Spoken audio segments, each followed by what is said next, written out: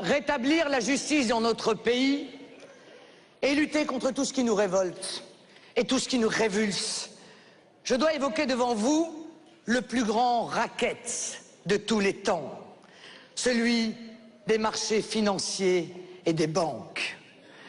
Oui, mes chers compatriotes, je vous demande de bien m'écouter.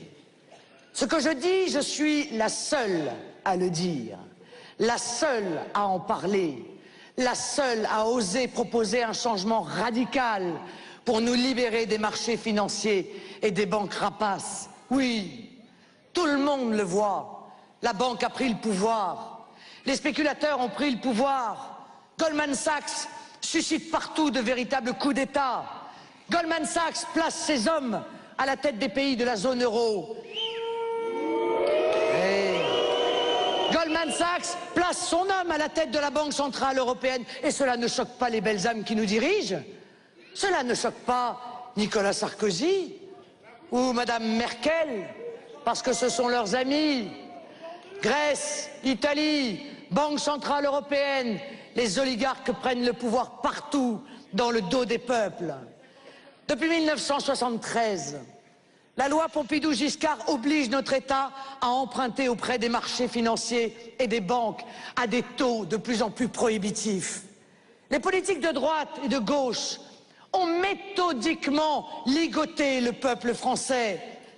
Bon sang, ce scandale, nous l'avions sous le nez.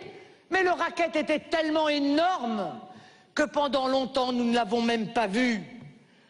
Par la suite, au fur et à mesure, les clés de la France ont été remises aux banques et aux marchés dans les années 80, avec la libéralisation des bourses, la création des produits spéculatifs, l'instauration du CAC 40, la fusion entre les banques de dépôt et les banques d'affaires pour permettre à ces rapaces de spéculer avec l'argent durement gagné par les épargnants. Puis ce fut le vote des traités européens, par la gauche et la droite, réunis une fois de plus.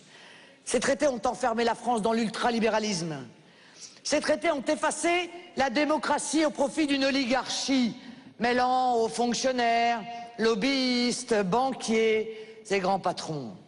Tous étaient là pour voter Maastricht et son cortège de malheurs, de Mélenchon à Sarkozy, en passant par Hollande, en passant par Bayrou.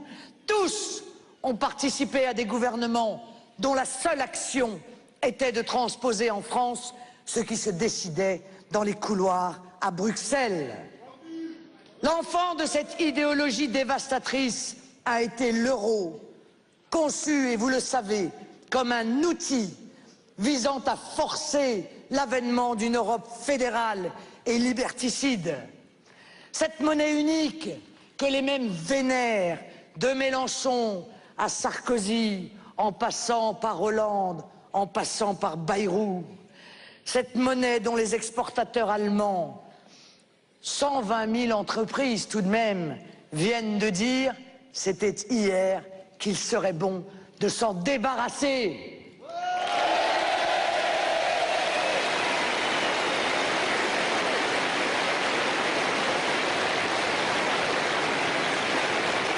Et je ne devrais pas en parler? Cette monnaie qui est en train de faire tomber l'Espagne, après avoir tué la Grèce, l'Irlande et le Portugal, et l'on voudrait que je me taise? Mais non, mes chers amis, je refuse de me plier à leurs exigences. Il faut avoir le courage de dire à nos compatriotes que depuis 1973, nous avons payé 1 400 milliards d'euros d'intérêts aux banques et aux marchés financiers sur 1 700 milliards d'euros de dette. Ce chiffre résume tout. L'essentiel de notre dette vient de là, de la captation de notre argent, de votre argent, par des intérêts privés aussi opaques qu'étrangers à toute notion de bien commun. Et ceci s'est effectué avec la complicité de toutes les familles politiques représentées dans cette élection, droite, gauche, extrême gauche, centre, écolo. Alors, aux Français, je dis sans détour, en donnant les clés de la Maison France aux banques et aux marchés financiers, la gauche et la droite ont laissé le pouvoir à une véritable dictature des banques et des marchés financiers. un fascisme doré qui ne dit pas son nom. Que reste-t-il comme marge de manœuvre pour les États, les peuples et les nations dans ce fascisme doré? Le gouvernement du peuple, par le peuple et pour le peuple est devenu le gouvernement des banques, par les banques et pour les banques. D'ailleurs, en mettant un bulletin dans l'urne, choisit-on vraiment encore entre plusieurs candidats ou nous reste-t-il comme seul choix celui de notre maître? Vous avez le choix, BNP Paribas, JP Morgan, Goldman Sachs. Encore tout récemment, d'ailleurs, la Banque Centrale Européenne, avec notre caution solidaire, mais sans notre accord, vient d'arroser les banques européennes de 1 000 milliards d'euros. 1 000 milliards d'euros supplémentaires. Et ces mêmes banques toquent à la porte de nos États pour leur proposer des prêts à 4, 5, 7 ou 12%. Mais Madoff à côté, c'est de l'escroquerie de bas étage. Ce fascisme doré, cette oligarchie financière et bancaire qui s'auto-attribue en permanence parachute doré, retraite chapeau et bonus indécents, mais c'est dans notre poche qu'elle puise sans fin son argent. C'est le fruit de notre travail qu'elle détourne à son avantage exclusif. C'est l'économie réelle, nos PME, nos PMI, qu'elle refuse de financer pour mieux continuer à jouer au casino et à flamber un argent qui leur brûle les doigts. Combien de temps, mes amis, va-t-on accepter encore ce fascisme doré des banques et des marchés financiers? Dira-t-on encore en avril, encore plus de ce système? Vous avez le choix. Sarkozy, Mélenchon, Bayrou, Hollande.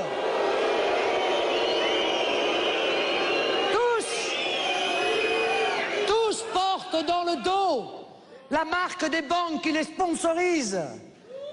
Et malgré leurs grandes déclarations lénifiantes contre les marchés financiers, il paraît que c'est à la mode. Pas un seul ne réclame la suppression de la loi de 1973 et donc du monopole des marchés financiers dans notre pays.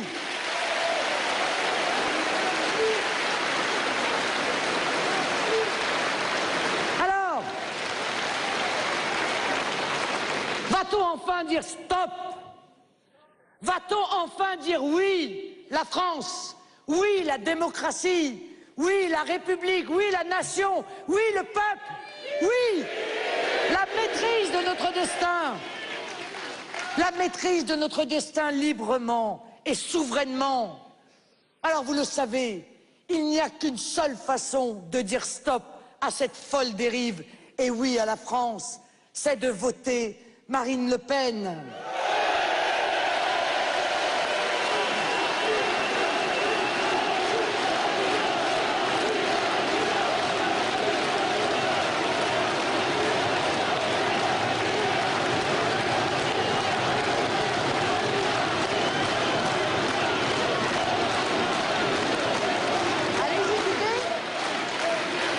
Allez écouter, la crise serait terminée. Vous me direz, ça fait à peu près 18 fois en 3 ans qu'ils nous disent que la crise est derrière nous. J'ai encore à l'oreille la douce voix de Madame Lagarde, à l'époque où elle œuvrait encore en France, nous disant « ça y est, c'est fini, on a réglé le problème ». Alors il faut que ça change tout de suite, parce que leur crise n'est pas terminée. La crise a disparu des écrans de télévision à cause de la campagne électorale, mais elle est plus présente que jamais. L'Espagne est en train de vaciller. Chaque mois, 200 000 chômeurs de plus. L'Espagne, nouvelle victime de l'euro, nouvelle victime de leur monnaie, nouvelle victime à nos portes. Alors oui, il est temps de reprendre en main notre destin et de mettre fin à ces injustices insupportables. C'est la politique que seule je propose comme un nouveau chemin pour notre pays.